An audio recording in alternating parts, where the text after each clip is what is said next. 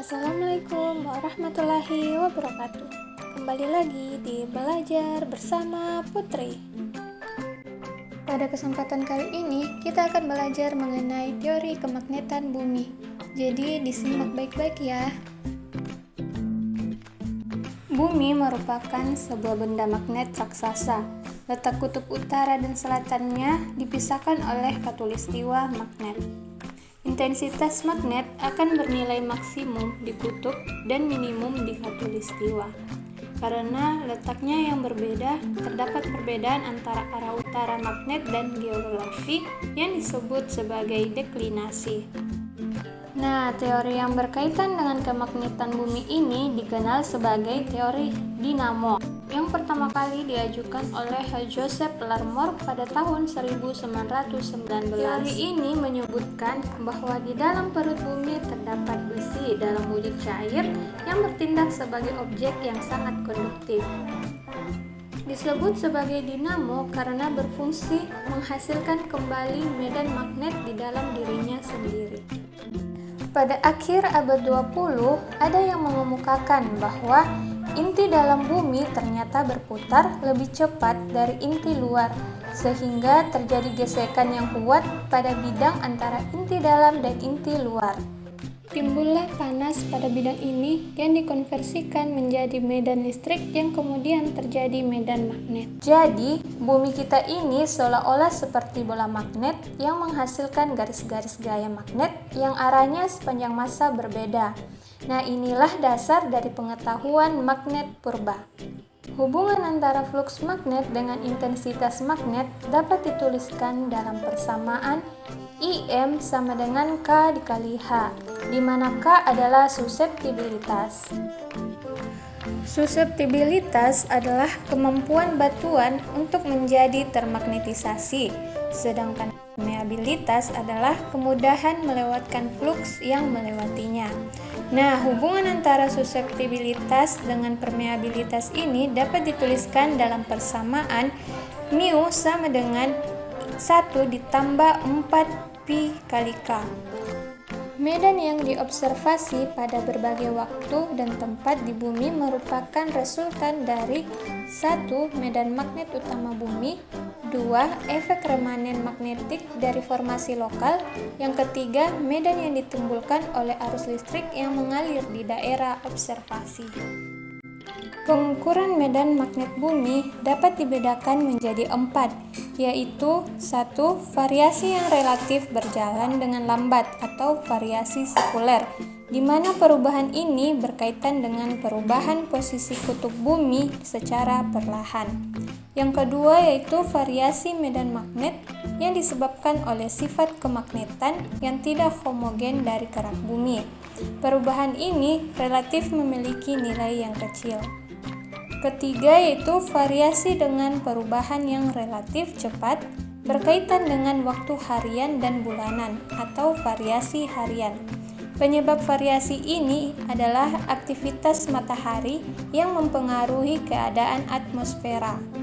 Yang keempat ada variasi dengan perubahan relatif cepat dalam waktu yang relatif singkat dan sangat tidak teratur atau badai magnetik. Variasi ini berkaitan dengan aktivitas matahari yang dihubungkan dengan bintik matahari. Magnetisasi dari batuan yang terdapat di lapangan merupakan jumlah vektor dari dua komponen, yaitu J sama dengan JI ditambah JR, di mana JI adalah magnetisasi induksi, sedangkan JR adalah magnetisasi remanen alami atau NRM. Suseptibilitas bulk adalah suseptibilitas total yang dihasilkan dari kontribusi seluruh mineral, tetapi biasanya didominasi oleh mineral-mineral ferromagnetik. Keberadaan dari medan geomagnetik lokal H akan menghasilkan magnetisasi induksi, yang yaitu JI sama dengan bulk kali H. Magnetisasi yang dimiliki oleh contoh batuan sebelum dilakukan pengujian laboratorium disebut sebagai Natural Remanent Magnetization atau NRM.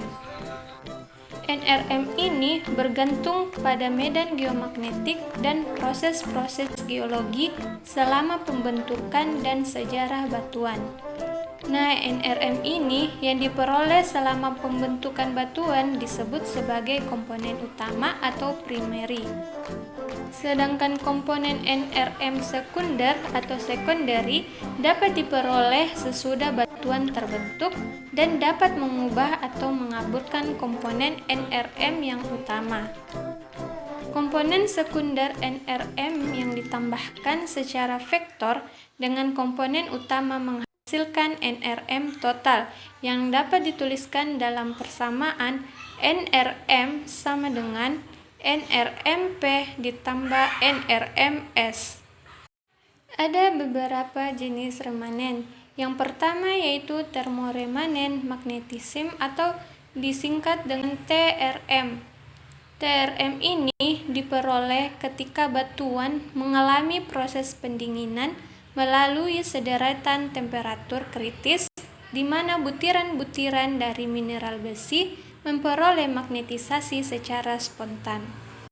Yang kedua yaitu detrital remanent magnetism atau DRM. DRM ini merupakan remanen utama yang diperoleh selama proses pengendapan dan litifikasi batuan sedimen batuan. Yang ketiga ada chemical remanent magnetism atau CRM.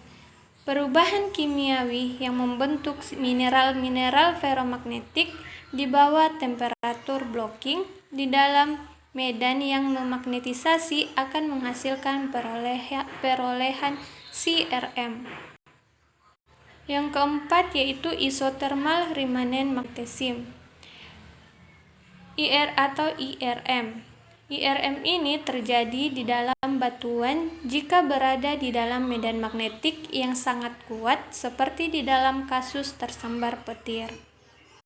Yang kelima yaitu viscous remanent magnetism atau VRM. VRM ini merupakan magnetisasi remanen yang diperoleh oleh batuan secara perlahan-lahan selama berada di dalam pengaruh medan magnetik yang lemah untuk suatu periode waktu yang lama. Adapun sifat magnetik material pembentuk batuan dapat dibagi menjadi beberapa. Yang pertama yaitu diamagnetik.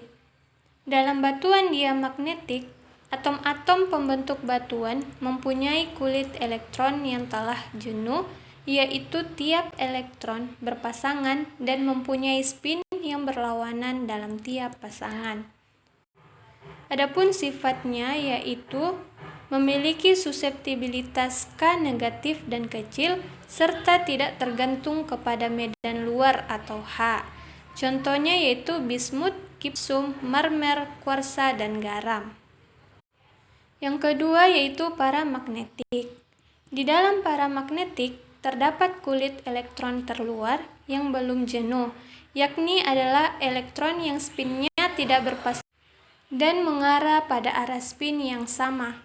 Adapun sifatnya yaitu suseptibilitas K positif dan sedikit lebih besar dari 1 serta tergantung kepada temperatur. Contohnya yaitu piroxen, olivin, garnet, biotit, dan amfibolit. Yang ketiga ada ferromagnetik. Pada bahan ferromagnetik terdapat banyak kulit elektron yang hanya diisi oleh 1 elektron, sehingga mudah terinduksi oleh medan luar. Keadaan ini diperkuat lagi oleh adanya kelompok-kelompok bahan berspin searah yang membentuk dipol-dipol magnet, mempunyai arah searah, apalagi jika di dalam medan magnet luar. Adapun sifat bahan ferromagnetik yaitu suseptibilitas positif dan jauh lebih besar dari 1 serta bergantung pada temperatur. Contohnya yaitu besi, nikel, dan kobalt. Yang keempat ada antiferromagnetik. Pada bahan antiferromagnetik, domain-domain tadi menghasilkan dipol magnetik yang saling berlawanan arah, sehingga momen magnetik secara keseluruhan sangat kecil. Bahan antiferromagnetik yang mengalami cacat kristal akan mengalami medan magnet kecil dan suseptibilitasnya seperti pada bahan paramagnetik. Contohnya yaitu hematit. Yang kelima ada ferimagnetik. Pada bahan ferimagnetik, domain-domain tadi juga saling antiparalel, tetapi jumlah dipol pada masing-masing arah tidak sama, sehingga masih mempunyai resultan magnetisasi cukup besar. Suseptibilitasnya tinggi dan tergantung pada temperatur. Adapun contohnya yaitu magnetit, ilmenit, pirhotit, dan hematit. Baiklah, cukup sekian dari saya. Sampai bertemu di materi-materi berikutnya. Wabillahi taufiq wal hidayah. Wassalamualaikum warahmatullahi wabarakatuh.